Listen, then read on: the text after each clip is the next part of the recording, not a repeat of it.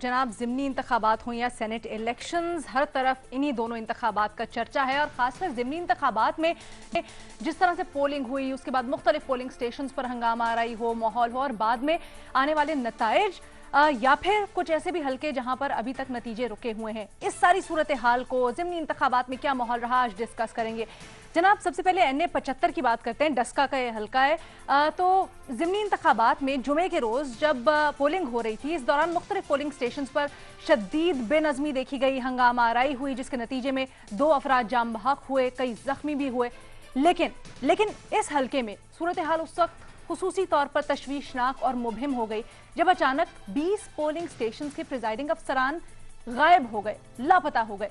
पूरी रात जनाब उनका कोई सुराग ना मिल सका, RO साहब से उनका राब्ता नहीं हो पा रहा था। लेकिन फिर अचानक सुबह के वक्त एक DSP साहब के साथ 20 के 20 अफसरान सामने आए और मुख्तलिफ वजूहात उन्होंने बताई जिसकी वजह से वो नहीं थे, जिसमें किसी ने कहा कि धुंध की वजह से रास्ता भटक गए थे, किसी ने गाड़ी की खराबी बताई, किसी ने ये भी कहा कि जनाब कुछ वजूहात थी या कुछ गिनती में आगे पीछे हो रहा था फॉर्म 45 की।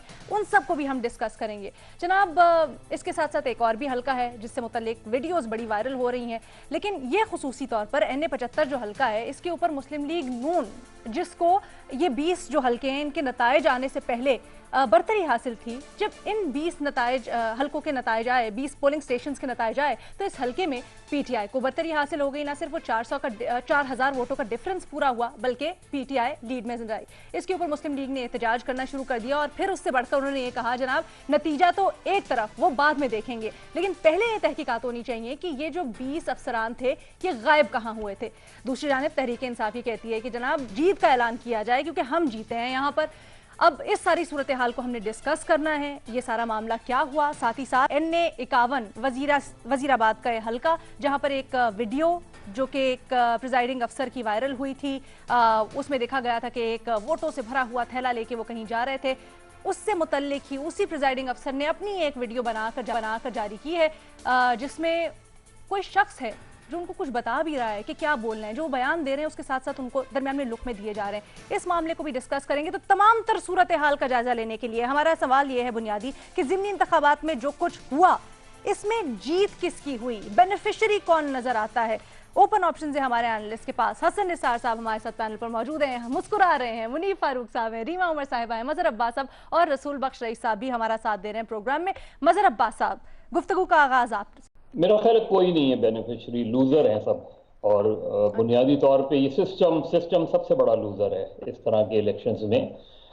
इलेक्शन कमीशन ऑफ पाकिस्तान दूसरा बड़ा लूजर है, क्योंकि प्राइम रिस्पॉन्सिबिलिटी इलेक्शन कमीशन की आती है कि उसने जो है सही मानों में इंतखाबात कंडक्ट नहीं करवाए।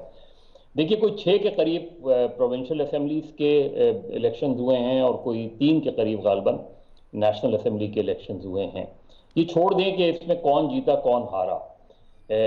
एक अच्छी बात, पॉजिटिव मुस्बत बात ये थी कि टर्न आउट अच्छा था।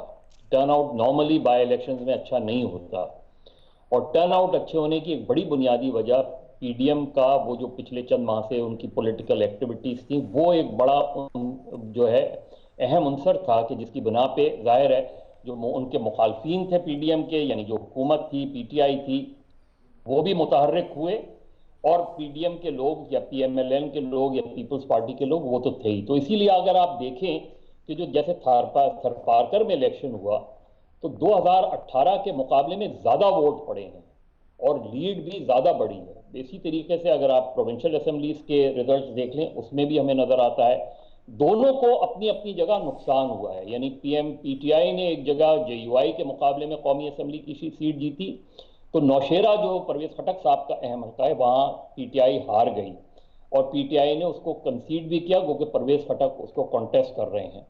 फिर इसी तरीके से अगर हम देखें, ये जो सबसे ज़्यादा कंट्रोवर्शियल बना, जिसके बारे में जो है अब इलेक्शन कमीशन का एक वाज़ेह बयान आ गया है, और अब सारी जिम्मेदारी इलेक्शन कमीशन की है कि वो उन 20, क्योंकि ये तो तय हो गया कि वो जो 20 खासतौर पर हल्के थे, तो वहाँ तो आपको रीपोलिंग करानी ही पड़ेगी। लेकिन अहम बात यह है कि अब आप एक डिमांड आ रही है कि दोबारा इलेक्शन करें। कंट्रोवर्सीज बहुत ज़्यादा बढ़ गई हैं, टेंशन बहुत ज़्यादा हो गई है, लेकिन बेसिकली अगर हम इस चीज़ को देखें तो इसकी जिम्मेदारी बुनियादी तौर पर हम इलेक्शन कमीशन ऑफ पाकिस्तान की बनती है इलेक्शन कमीशन ऑफ पाकिस्तान को ही अब इस मसले को सॉर्ट आउट करना है, क्योंकि इलेक्शन कमीशन ऑफ पाकिस्तान दबाव में इस वक्त बहुत ज्यादा है।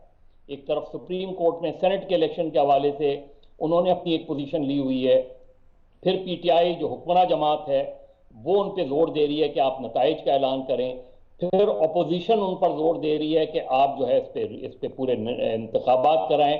तो जो इलेक्शन कमीशन ने स्टेटमेंट दिया वो बड़ा रेयर स्टेटमेंट है। आमतौर पे इलेक्शन कमीशन ऑफ पाकिस्तान इस तरह का बयान जारी नहीं करता, लेकिन उस बयान के बाद अब जो सूरत हाल बनी है, तो अब इलेक्शन कमीशन इससे किस तरीके से निकलता है ये बड़ा अहम होगा। लेकिन ये इलेक्शन बड़ी मिनी एक्सरसाइज थे आने वाले इलेक्शन से, क्योंकि इसके बाद लोकल बॉडीज का जो इलेक्शन है वो बड़ी लार्जर स्केल पे, इवन जो जनरल इलेक्शन है उनसे भी ज्यादा बड़े लार्जर स्केल पे होता है।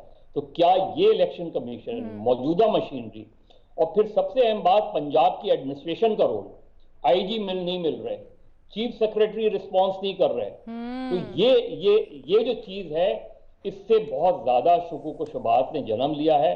देखना यह है कि इलेक्शन कमीशन इससे कैसे निकलता है।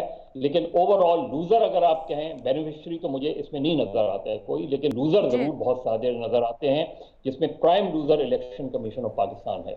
ठीक है, इंतजामिया इलेक्शन कमीशन ओवरऑल आपको लूजर यानी सिस्टम आपको सबसे बड़ा लूजर नजर आता है।